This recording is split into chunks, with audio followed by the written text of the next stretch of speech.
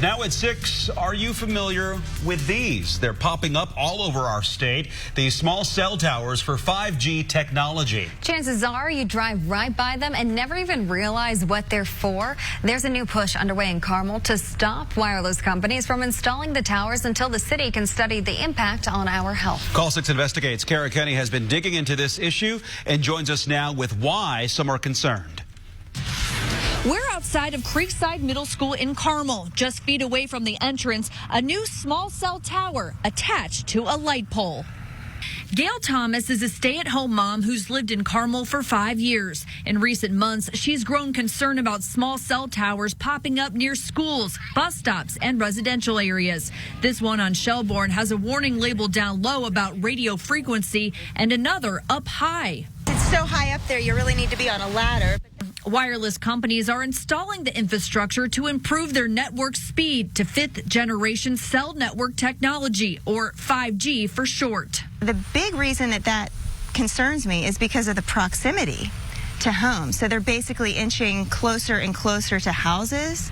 And that matters because we don't want to put an unknown risk near our homes before we know a little bit more about what that radio frequency can do.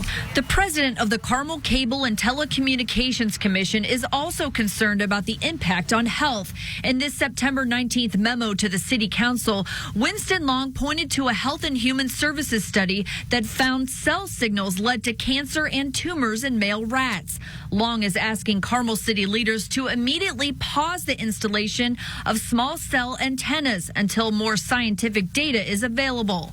Kerwin Olson of the Citizens Action Coalition says a halt is needed statewide. He drove us around Carmel. The public really doesn't see them. They're not very visible. To show us how hard they are to spot unless you know what to look for. We've driven by 3 or 4 here in the last 5 minutes. There's one right here in front of this neighborhood, right here off 126th and Town Road. The homeowner of this house didn't want to go on camera, but told me she had no idea the black circular thing is a small cell tower. No one told her, and Olson says no one has to. The public is not being notified.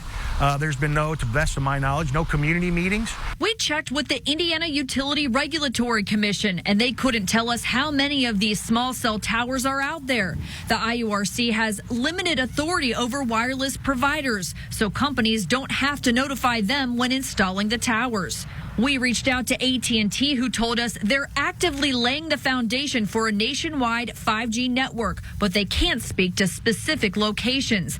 And Verizon directed us to CTIA, a group that represents the wireless communications industry. Their website says typical exposure to 5G is comparable to Bluetooth devices and baby monitors.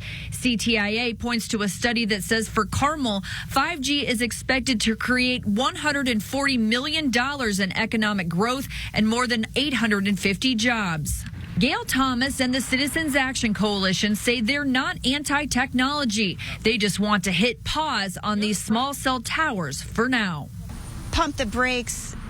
It doesn't mean forever. It just means let's have some precautionary discussions about what's the best thing to do, especially around homes. Working for you in Carmel, Kara Kenny, RTV6. Thanks, Kara. And the 5G issue will be discussed at the Carmel City Council meeting on Monday. It will begin at 6 p.m. at City Hall.